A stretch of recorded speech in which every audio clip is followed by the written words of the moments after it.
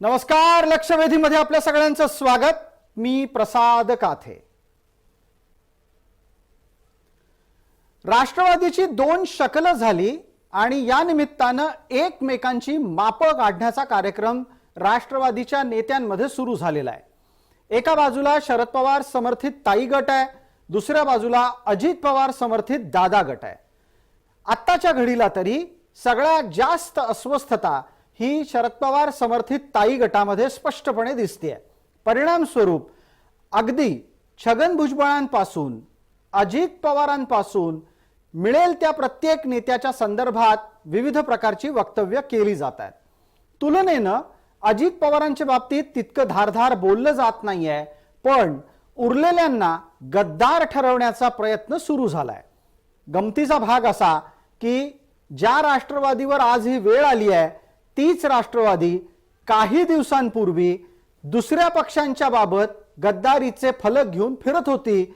आज तेच फलक याच राष्ट्रवादीच्या कार्यकर्त्यांना, नेत्यांना, स्वतःच्याच काल परवापर्यंत सोबत असलेल्या नेत्यांबाबत वापरावे लागतात, दाखवावे लागतात. या सगळ्या घटनाक्रमामध्ये एक अत्यंत महत्त्वाचं वळण येऊन ठेपलेलं आहे. ते वळण आहे प्रफुल्ल पटेल या व्यक्तीभोवतीचं. स्वतः प्रफुल्ल पटेल यांनी एमईटीतल्या अर्थात अजित पवार गटाच्या भाषणांच्या दरम्यान भाषण स्वतः करत असताना सांगितलं की प्रफुल्ल पटेल म्हणजे अख्ख्या भारतभरातल्या राजकारणात शरद पवारांची सावली म्हणून ओळखले जायचे.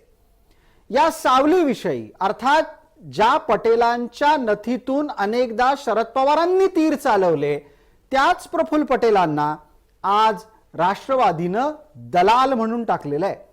ही दलालीची भूमिका राजकीय भली असेल, पण जे शब्द प्रफुल्ल पटेलांबद्दल वापरले गेले पटेलांना स्वप्नात सुद्धा वाटलं नसेल की असे कुठले शब्द त्यांच्याविषयी राष्ट्रवादीचे लोक वापरतील. राष्ट्रवादीच्या महिला अध्यक्ष विद्याताई चव्हाण यांनी ट्विट करत ही भूमिका घेतली. विद्याताई काल परवापर्यंत समाजवादी चळवळीतल्या मुंबईतल्या अनेक महिला विषयक प्रश्नांवर आंदोलन करणाऱ्या, शांत, संयमी आणि तांत्रिक दृष्ट्या योग्य भूमिका मांडणाऱ्या विद्याताईंच्या तोंडी अशा प्रकारची भाषा आली हा निश्चितच आश्चर्याचा भाग जरी असला तरी तो तितकाच नैराश्याचा भाग आहे. प्रफुल्ल पटेल यांच्याकडे शरद पवारांची अनेक गुपितं आहेत आणि वेळ आली तर त्यातली एक एक गुपितं बाहेर यायला लागली तर मात्र पवारांची स्थिती अवघड होईल असं मी नाही, प्रफुल्ल पटेल स्वतः भाषणात बोललेले आहेत. त्यामुळे प्रफुल्ल पटेल यांना दलाल ठरवण्यामागे काय भूमिका असू शकते, जी भूमिका विद्याताई मांडू इच्छित आहेत त्या भूमिकेचे परिणाम काय आहेत, आणि इतकंच नाही तर प्रफुल्ल पटेलांची पंगा पवारांना परवडणार आहे का, या आणि अशा विविध प्रश्नांसह आजची लक्षवेधीची चर्चा.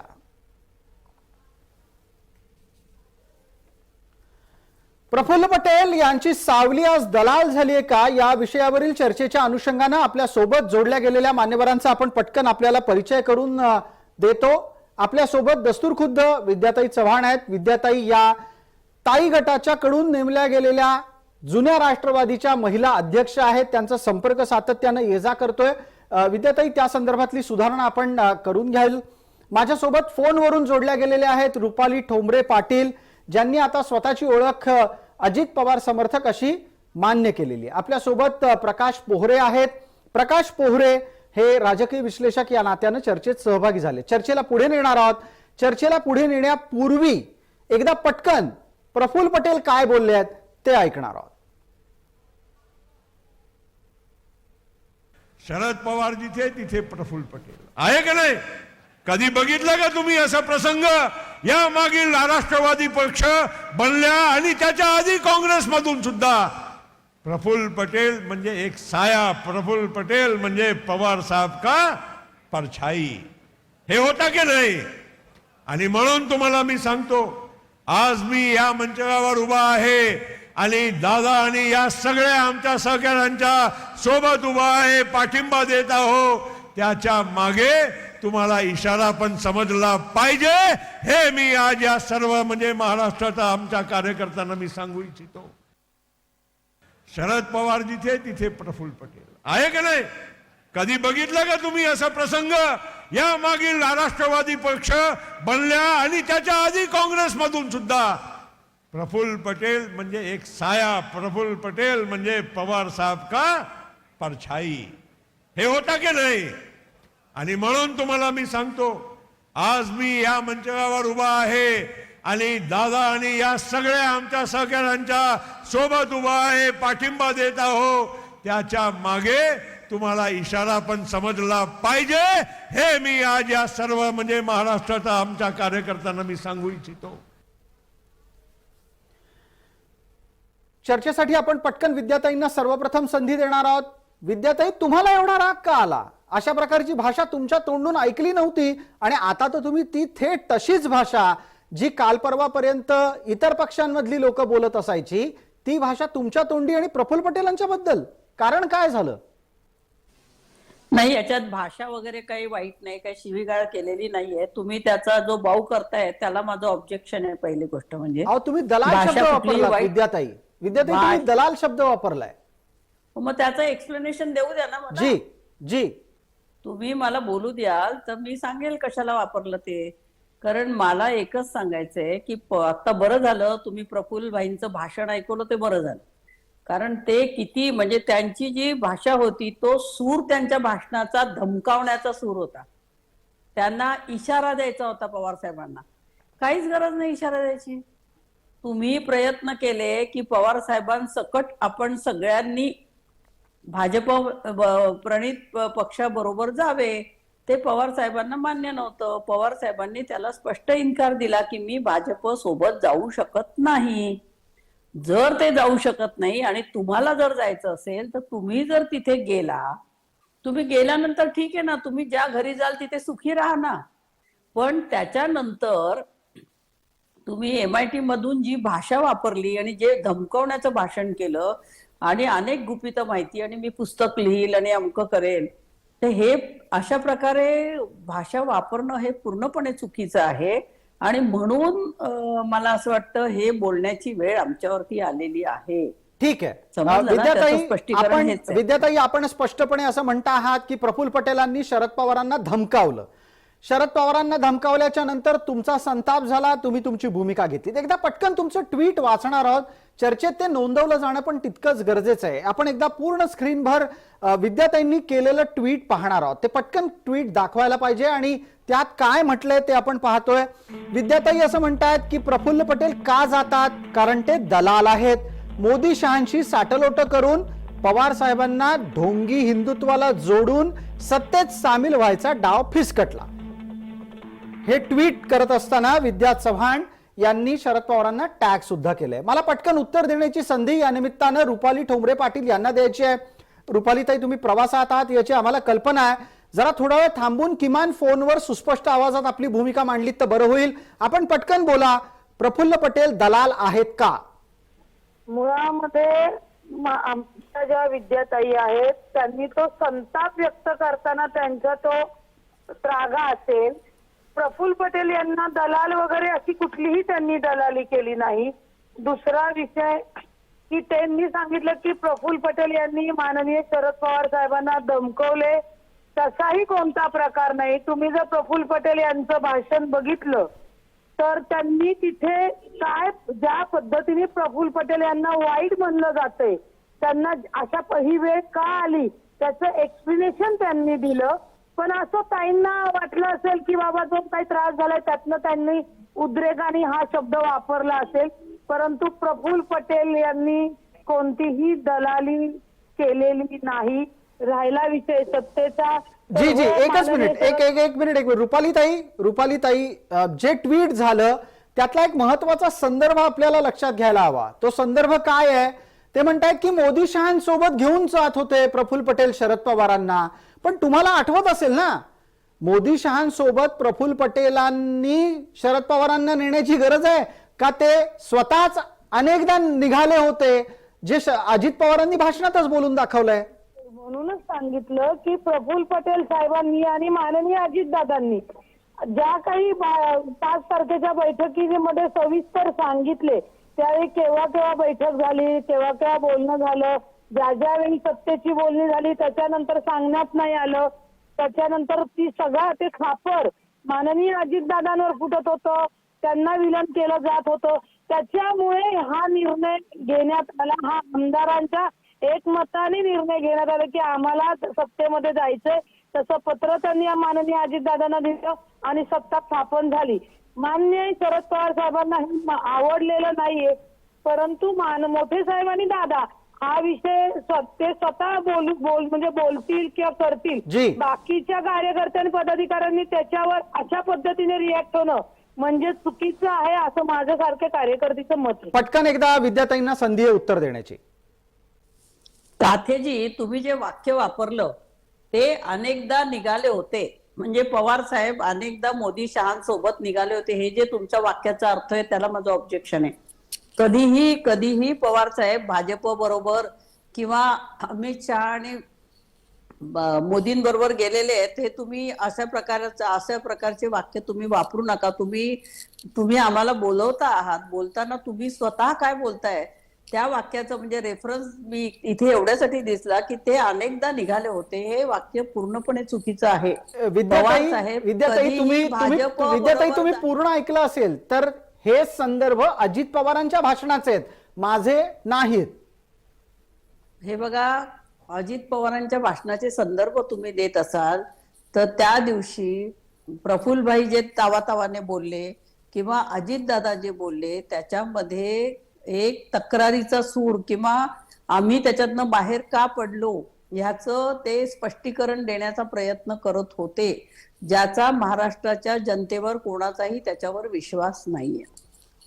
पण मग विद्याताई एक आणखीन छोटा प्रश्न जो मुद्दा तुम्ही उपस्थित केला त्याच अनुषंगाने आहे. तुम्हाला वैयक्तिकरित्या असं वाटतं जे तुम्ही ट्विटमध्ये म्हणले त्या अनुषंगाने चर्चेला पुढे नेत असताना आणि त्यानंतर प्रकाश पोरेंचं राजकीय विश्लेषण आपल्याला यावर ऐकायचं आहे. मी पटकन विद्याताई आपल्यालाच संधी देतो, कृपया 30 सेकंदात सांगा, तुम्हाला स्वतःला असं वाटतं की राष्ट्रवादीत आधी काँग्रेसमध्ये प्रफुल्ल पटेल स्वतःच्या मनानं वागत होते?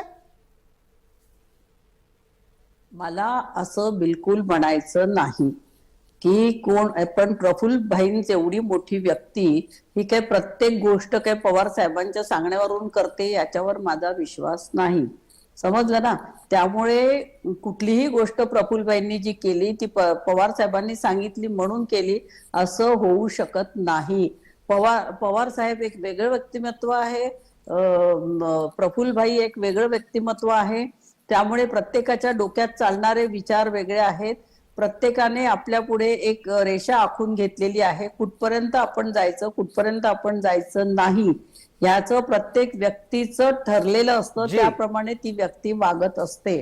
त्यामुळे प्रफुल्लभाईंनी जे केलं किंवा ह्या सगळ्यांनी जे काय आमच्याकडनं जे गेले त्यांनी केलं हे पवार साहेबांच्या सांगण्यावरनं केलं, त्यांनी त्यांचं काही मतच नव्हतं असा अर्थ काढणं पूर्णपणे चुकीचं आहे. प्रकाश पोहरे आहेत आपल्यासोबत. प्रकाशजी, आपण विदर्भातलं प्रफुल्ल पटेलांचं वावरणं पाहता, राजकारण पाहता आणि तिथे बसून पश्चिम महाराष्ट्रात प्रबळ असलेल्या राष्ट्रवादीचं सुद्धा वावरणं आणि राजकारण पाहता, हे प्रफुल्ल पटेल कालपर्यंत अक्षरशः दिल की धडकन होते, आज ते दलाल झालेत. इतक्या भूमिका का बदलल्या जात असतील सोयीस्कर, इतक्या तीव्र पद्धतीनं का बदलल्या जात असतील? प्रसादभाई, असं आहे, सध्याच्या घडीला मुळामध्ये राज्यात जे काही चाललंय हे सगळं अतिशय चुकीचं चाललेलं आहे. एक पहिला माझी प्रतिक्रिया. दुसरी गोष्ट, मला या सगळ्या संदर्भामध्ये 2 गोष्टी हे सांगायच्या आहेत की शेवटी जे चाललंय हे घडवतोय कोण, तर ते भाजप. कशासाठी घडवतोय, तर ते विरोधकांना नामोहराम करायला किंवा त्यांना कमकुवत करायला. तर मला असं वाटतं की त्यामध्ये भाजप 100% यशस्वी झाली आहे, 100%. त्याचं कारण असं आहे की ह्याच्या अगोदर काय अशा पद्धतीचे कामं केल्या गेले नाहीत काय विरोधकांना नामोहराम करण्याचे, तर ते केल्या गेले आहेत. विलासराव देशमुखांच्याही काळामध्ये त्यांनी शिवसेनेला नामोहराम करायला, कमकुवत करायला त्यांनी त्यांच्या पद्धतीने कामं केली. राष्ट्रवादीला कमकुवत करायला त्यांनी त्यांच्या अण्णा हजारे वगैरे वापरून कमकुवत केली. परंतु त्यावेळेला विलासराव देशमुख पडद्यामागे होते आणि तो त्यांचा राजकीय खेळीचा किंवा एक चाणक्य नीतीचा भाग होता. हे सगळं करत असताना पाहुण्याच्या काठीने इथे काय झालंय, भाजपनी स्वतःच्याच काठीने सर्व मारायला घेतलेत. मी काही साप असं त्यांना म्हणणार नाही आहे, परंतु जी काही खेळी फडणवीस खेळले त्याचा परिणाम काय झालाय महाराष्ट्रामध्ये आपण बघताय की संपूर्ण बाबी ज्या आहे त्या अतिशय चुकीच्या लेवलला आणि एक पातळी सोडून सगळं सध्याच्या घडीला राज्यामध्ये चाललंय. मग ती भाजपची म्हणा किंवा सध्याच्या घडीला राष्ट्रवादी किंवा त्यांचे नेते म्हणा. गोष्ट अशी आहे की प्रकाशजी, मग यात प्रकाशजी, मग यात प्रफुल्ल पटेल दोषी कसे ठरले? जे विद्याताईंनी काढलेले निष्कर्ष आहेत ते तुम्हाला पटतायत का? यावर पटकन आपल्याला व्यक्त व्हावं लागेल, वेळेची मर्यादा आहे. विद्याताई काय म्हणतात? प्रफुल्ल पटेल मोदी शहांसोबत शरद पवारांना घेऊन जाऊ इच्छित होते. तुम्हाला असं वाटतं की प्रफुल्ल पटेल यांनी शरद पवारांना न्यावं अशी स्थिती पवारांची आहे आणि प्रफुल्ल पटेल नेता आहेत म्हणून जावं अशी परिस्थिती प्रफुल्ल पटेलांची आहे, असं वाटतं का आपल्याला? नाही, असं आहे. एक लक्षात घ्या, ही बाब ते आता प्रफुल्ल भाई त्यांच्या भाषणात जे बोलले की बा ते त्यांची सावली होते वगैरे, ही गोष्ट खरीच आहे. शेवटी असं आहे, प्रफुल्ल पटेलांची ओळख हे राष्ट्रवादीचे नेते पवार साहेबांचे जवळचे माणसं म्हणून होती. परंतु याचा अर्थ त्यांचा आता त्यांच्या संदर्भामध्ये दलाल वगैरे असे शब्द वापरणं मला असं वाटतं थोडंसं अभिरुची सोडून आहे. आणि अशा पद्धतीचे जे वक्तव्य आहेत हे सर्व लोकांनी टाळले पाहिजेत एकमेकांच्या संदर्भामध्ये. नाहीतर काय झालं, भाजप जे चाहत आहे किंवा त्यांची जी इच्छा आहे त्या सगळ्या घटना घडतायत असं आपण म्हटलं पाहिजे. आणि अतिशय चुकीच्या लेवलला राजकारण सध्याच्या घडीला महाराष्ट्रातलं जातंय एवढं मी म्हणू शकतो. प्रकाश पोरेंनी मांडलेल्या मताचा संदर्भ घेत रुपाली पाटील, आपल्याला उत्तर द्यावं लागेल. जे घडलंय ते भाजपच्या फायद्याचं आहे असं प्रकाश पोरे निष्कर्षाप्रत येऊन सांगतायत. तुम्हाला असं वाटतं अजितदादांनी घेतलेली भूमिका भाजपच्या फायद्याची ठरतीये? मुळामध्ये ती कोणाच्या फायद्याची घडते याच्यापेक्षा माननीय अजितदादांनी शिंदे फडणवीस सरकारला का पाठिंबा दिला हे सविस्तर सांगितलं. माननीय प्रफुल्ल पटेल भाई हे ज्यांनी जे सांगितलं की मी शरद पवार साहेबांची सावली म्हणा, जवळचा म्हणा, आणि हे तेवढंच सत्य आहे की जे पटेल साहेबांनी आतापर्यंत केलं ते त्यांची वैयक्तिक भूमिका नव्हती. ते माननीय शरद पवार साहेब सांगतील त्या पद्धतीनेच काम करत होते आणि त्यांनी हे सगळ्यांच्या साक्षीने सांगितलं. प्रत्येकाने मर्यादा ठेवूनच बोललेलं आहे. परंतु आता ही जी काही राष्ट्रवादी काँग्रेस पक्षाच्या आमदारांनी सत्ता स्थापन केलेली ही जी आवडली नसल्यामुळे रागाच्या भरात दलाल किंवा काही अपशब्द हे निघतायत आणि ते खरंच योग्य नाही. रुपालीजी, आपण जो मुद्दा मांडला त्यातला एक आणखीन छोटासा उपमुद्दा घेऊन पटकन आपल्यासाठीच प्रश्न आहे. तुम्ही असं म्हणालात की सातत्यानं राग व्यक्त होतोय, चुकीचे शब्द वापरले जात आहेत, सातत्यानं याच गोष्टी या दादा गटाच्या संदर्भात ताई गटाकडून होताना दिसत आहेत. ताई गट इतका अस्वस्थ का दिसतोय तुम्हाला? रुपालीताई, आपण उत्तर द्या आणि यावर विद्याताई पण बोलतील. आधी रुपाली ठोंबरे पाटील. एक लक्षात घ्या तुम्ही की तुम्ही आमदारांनी पत्र दिल्यानंतर माननीय अजितदादा हे राज्याचं नेतृत्व आहे, त्यांनी ती स्थापन केल्यानंतर कुठेतरी काही लोक आहेत विशिष्ट की ते मोठ्या साहेबांमध्ये अजितदादांमध्ये अंतर निर्माण करायचं, भांडणं लावायची, दुरावा निर्माण करायचं हे त्यांच्या सातत्याने चालू आहे. खासदारकीला राज्यसभेमध्ये सुप्रियाताई सुळे आहेत, राज्यामध्ये अजितदादा आहेत, माननीय शरद पवार साहेब मार्गदर्शक आधारस्तंभ आहेत. मग कुणाला त्रास होण्याचं कारण काय? मग अजितदादांनी हेच विचारलं होतं, हे सगळं कोणासाठी चाललं आहे आणि तुम्ही आम्हाला आशीर्वाद का देत नाही? विद्याताईंकडे उत्तर असेल याचं. विद्याताई, हे सगळं कोणासाठी चाललंय आणि तुमची भूमिका ही अजित पवार आणि शरद पवारांमध्ये आणखीन दरी तयार व्हावी अशासाठी आहे का? जो आक्षेप रुपाली ठोंबरे पाटलांनी मांडलाय त्यावर आपलं उत्तर विद्याताई. आम्ही दरी निर्माण केलेली नाहीये, समजलं ना. ज्याला जसं वाटतं तसं त्याने वागलेलं आहे आणि ह्याला सगळ्याला कारण आहे ईडी, सीबीआय, इन्कम टॅक्सच्या धाडी. याच्यामधून आता भाजप इतका मेताकुटीला आले होतंय की भाजपला आता कोणीच दोस्त राहिला नव्हता, मित्र पक्ष राहिला नव्हता. आणि म्हणून या मित्र पक्षाच्या शोधार्थ भाजप मशीन गन घेऊन मागे लागलेलं होतं की आमच्याकडे आता येता का टाकू जेलमध्ये. इतकी अवस्था वाईट होती, कारण निवडणुकांचं वर्ष आहे. आता 5-6 महिन्यामध्ये जर आपल्याला एखादा मित्र पक्ष मिळाला नाही, तर ह्या सगळ्यांना आणि ह्यातल्या अनेक जणांना तुरुंगात जायची वेळ आली असती. आणि तुरुंगाचं म्हणजे आता इतकं भयंकर झालंय की आपल्याला जी माहिती जी आहे नवाब जी मलिक जी सध्या विद्याताई, खूप तुरुंगात खूप आहेत. खूप खूप धन्यवाद. तुम्ही अत्यंत एका आणखीन नव्या वळणावर चर्चा आणलीत. तुम्ही ईडी सीबीआय वारंवार वापरली जाते आणि त्याद्वारे पक्ष फोडले जातात असा दावा करता. भुजबळांच्या बाबतीत हा दावा चर्चेत येऊ शकतो, हा दावा अजित पवारांच्या संदर्भात चर्चेत येऊ शकतो. अहो पण प्रफुल्ल पटेलांच्या बद्दल कसा काय हा चर्चेत येतो? प्रफुल्ल पटेलांनी अशा काय गोष्टी केल्यात की ते पवारांना सोडून गेले? अहो, त्यांच्या घरावर पण सीजे हाऊसवर दाढी नव्हत्या पडले का? त्याच्यावर रेड नव्हती काय पडली? त्याच्यावर ईडी नव्हती लागली का इन्क्वायरी? त्याच्यानंतर ते सगळं गप्प प्रकरण का झालं, कशासाठी झालं? की त्यांनी सांगितलं जरा 2-3 महिने द्या मला, मी काहीतरी करतो, अनेकांना घेऊन येतो इथे. आणि त्याच्यानंतर हे सगळं सुरू झालं होतं. आणि ह्या गोष्टी जगजाहीर झाल्या आहेत. आता तुम्ही आम्ही बोलून काय उपयोग आहे? त्याच्यामध्ये ईडीची चौकशी कशी लागते आणि ड्राय क्लिनिंग साठी मशीन मध्ये कसं आमच्याकडचे सगळे जेवढे मैले आहेत ते सगळे त्या भाजपच्या लॉन्ड्रीत आता टाकलेले आहेत. हळूहळू हळूहळू पुन्हा राष्ट्रवादीकडे यायला सुरुवात होणार आहे, हे पण मी तुम्हाला आत्ताच सांगून ठेवते. विद्याताईंनी एक खूप मोठा खुलासा जय महाराष्ट्रवरील चर्चेत केलाय. प्रकाश पोहरे आपल्यापर्यंत तो पोहोचला असेल. विद्याताई काय म्हणतात की ज्या वेळेला प्रफुल्ल पटेलांवर तपास यंत्रणांची कारवाई सुरू झाली तेव्हा तपास यंत्रणांना काही दिवस थांबवून मी काही जणांना घेऊन येतो असं म्हणत प्रफुल्ल पटेलांनी मांडवली केली, असा एक संकेत त्यांनी दिला. मला प्रकाश पोहरे आपण सांगा, हे सगळं घडत असताना शरद पवारांना ते दिसलं नसेल? कसं झालंय प्रसाद भाई, आजकालच्या जमान्यामध्ये जे काही राजकारण ज्या वळणावर गेलं आहे आणि जे काही चाललंय आता त्याच्यामध्ये कसं असतं की एकमेकांचा झाकणे अशातले विषय असतात आणि राजकारण पैशाशिवाय होत नाही, हे बाब नक्की आहे. आपण बघितलेलं आहे. प्रचंड पैशाचा उपयोग म्हणजे 50-50 खोके देऊन इकडचा आमदार तिकडे आणि हे करणं. आणि ज्याचा उल्लेख विद्याताईंनी केला ते म्हणजे लॉन्ड्रीचा. तर गोष्ट ही तर आहेच नक्की की आता ज्या पद्धतीने फडणवीस अगदी पूर्ण याच्यामध्ये म्हणत होते की तुमच्याच नाही सॉरी एबीपी माझ्या कट्ट्यावर त्यांनी ज्या पद्धतीत बोलले की राष्ट्रवादी सोबत युती नाही नाही नाही आणि आमचं होणार नाही, लग्न करणार नाही वगैरे हे सगळं. आणि त्याच्यानंतर अजित पवारांचे आपण बघितलं की कमलाबाई वगैरेचे सगळे हे जे आहेत.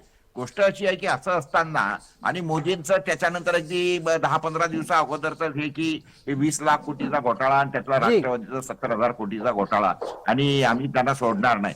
आणि त्याच्यानंतर मग त्याच लोकांना पक्षामध्ये घ्यायचं वगैरे. काय झालंय आजकालच्या घडीला स्वतःची लाईन मोठी करण्यापेक्षा समोरच्याची लाईन खोडणे आणि हे करणे, ही जी काही एकंदरीतच राजकारणाला जी काही नवीनच आणि गंभीर वळण लागलेलं आहे, हा सगळा त्याचा विषय आहे. आणि ज्याचा उल्लेख त्यांनी केला की लॉन्ड्री वगैरेचा, तर कसं आहे माहितीये काय की भाजपच्या लॉन्ड्रीमध्ये गेलं की तो झाला स्वच्छ. बरं लोक करणार काय बिचारे? जर एका जमान्यामध्ये चाकूसुरी लावून एखादा गुंड मोहल्ल्यामध्ये दहशत पसरायचा, आता यांच्या हातातला चाकू म्हणजे ईडी आहे, ज्याच्या त्याच्या मागे ईडी लावायची. प्रकाशजी मुद्दा काय होता की जी जी जी विद्याताई आपल्याला काही बोलायचं मी संधी देतो.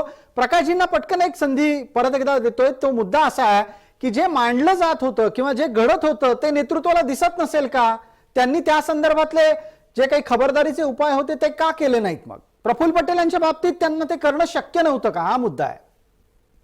नाही सगळ्यांच्याच बाबतीत आहे. परंतु झालं असं की आता आपल्या याच्यामध्ये आपण म्हणतो ना दुर्जनम प्रथम वंदे.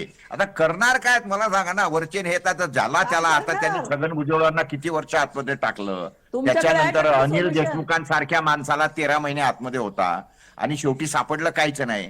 प्रकाशजी विद्याताई काही बोलू इच्छित आहेत, त्यांना पटकन एक 30 सेकंदाची संधी देऊयात. विद्याताई बोला, तुमच्यानंतर रुपाली ठोंबरे पाटलांसाठी प्रश्न आहे. प्रकाश पोहरेजी चांगलं बोलत होते. मी त्यांना म्हटलं त्यांना बोलू द्या, एवढंच मला सांगायचं होतं की त्याच्यामध्ये ते जे बोलतायत ते चांगलं व्यवस्थित मांडत होते, परंतु ते मांडणी त्यांची चांगली असताना तुम्ही त्यांना मध्ये रोखलं. तर त्यामुळे ईडी आणि याची जी भीती आहे आज लोकांच्या मनात, आणि करणार काय? शरद पवार साहेब काय करू शकणार आहे? की मोदी साहेब काय शरद पवारांचं ऐकणार आहे का? त्यांनी सांगितलं की या लोकांनी काही ईडीचे भ्रष्टाचार किंवा यांच्यावरती कसली धाडी टाकू नका, तर ते ऐकणार आहेत का? त्यांची ती मशीन गन आहे आणि ते घेऊन त्यांच्या मागे लागलेले आहे. आपलं मोदींना टिळक पुरस्कार दिला जातोय आणि तो पवार साहेब त्याचे त्या कार्यक्रमाचे सन्माननीय पाहुणे आहेत आता अगदी विद्याताईंना हेच विचारायला पाहिजे की मग आता शरद पवार आपल्या हातांनी मोदींना पुरस्कार देणार आहेत का? आणि उद्या लोक म्हणतील की राष्ट्रवादी फोडल्याबद्दल हा पुरस्कार दिला म्हणून. आता हे पूर्वनियोजित कार्यक्रम आहे. मोठ्या मोठ्या नेत्यांच्या, प्राईम मिनिस्टर असो, पवार साहेबांसारख्या यांच्या तारखा आधी घेतल्या जातात. त्यामुळे आता तो पवार साहेबांचा निर्णय तिथे जायचं का? विद्याताई, हीच तर खरी गंमत असते. इतकं सगळं घडल्यानंतर राजकीय नेते ठरवू शकतात कार्यक्रमाला जायचं की नाही. ठीक आहे, आपण वेगळ्या मुद्द्यावर नको जायला. पटकन रुपालीताईंसाठी संधी देतो. चर्चेला वेळेची मर्यादा आहे. रुपालीताई, पटकन आपण सांगा, जे घडत होतं त्यात पवार काय करू शकणार होते? अशा भूमिकेत आता विद्याताईंना आपण पाहिलं. ही खरंच अशी परिस्थिती आहे का की पवारांना त्यांच्या समोर बरंच घडत असताना दिसून सुद्धा ते काहीही न करण्याच्या स्थितीत आज पक्षात आहेत? रुपालीजी. नाही, एक लक्षात घ्या तुम्ही, हे जे घडलं हे काय पवार साहेबांना सांगून घडलं असतं तर एवढा वादम उठलंच नसतं. ते डायरेक्टली शपथ घेतल्यानंतर एक वरिष्ठ नेते म्हणून जी काय त्यांना नाराजी ती नाराजी झालेली आहे. आणि मुळामध्ये प्रफुल्ल पटेल यांच्यावर समजा ईडी झाली की सीबीआयचे छापे पडले, ते सगळ्यांना कशी काय घेऊन येऊ शकतील? हे सगळे का तयार होतील? आणि ईडी सीबीआयचे छापे, जे काही गुन्हे दाखल झाले, छगन भुजबळ साहेब त्याच्यामध्ये 2 वर्ष आत जाऊन आले. त्यांचा साधा कुठेही उल्लेख नाही. त्यांना क्लीन चिट मिळाली आहे न्यायालयाकडनं. कुठलेही उपमुख्यमंत्री, मुख्यमंत्री यांनी दिलेली नाही. त्याच्यामुळे ईडी, सीबीआय या जे काही सत्तेवर असणाऱ्यांनी विरोधक म्हणून ज्या पद्धतीने नामोहरम करण्याचा प्रयत्न केला, राष्ट्रवादी काँग्रेस पार्टीची लोक त्याला सामोरी गेलेली आहेत.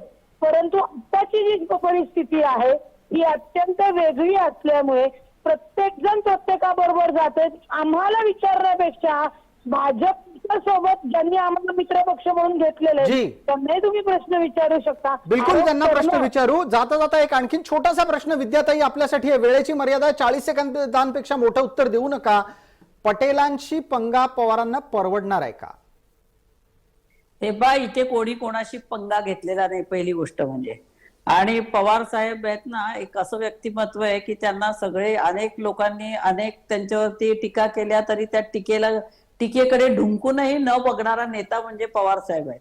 कारण त्यांना त्या पुढचं जे विजन आहे ते त्यांना आधीच कळतं आणि त्याप्रमाणे कसं काम करायचं हे ते करत असतात. आणि देशकल्याण किंवा देशाशी द्रोह करणाऱ्या लोकांशी कधीही हातमिळवणी करायची नाही. मग ते भाजपच्या लोकांच्या बरोबर तर हातमिळवणी करायचा प्रश्नच येत नाही. आणि जिथे जिथे ज्या ज्या लोकांनी भाजप बरोबर जायचं ठरवलेलं आहे त्या लोकांना जाऊ दिलाय पवार साहेबांनी. जा, तुम्हाला जायचं तर कोणाला धरून ठेवता येत नाही. हो, आपले किती जवळचे असले, आपली किती सावली असली तरी त्या सावलीला पण आपल्याला थांबवता येत नाही. हेच याच्यातनं दिसून आलेलं आहे. या निमित्तानं ते सावली होते हेही स्वीकारलं. धन्यवाद. त्यासाठी चर्चेला वेळेची मर्यादा आहे. आपण सर्व मान्यवर या चर्चेत सहभागी झालात त्याबद्दल आपले मनपूर्वक आभार. लक्षवेधीच्या या चर्चेत तुर्तास इतकंच. सर्व प्रेक्षकांना जय महाराष्ट्र.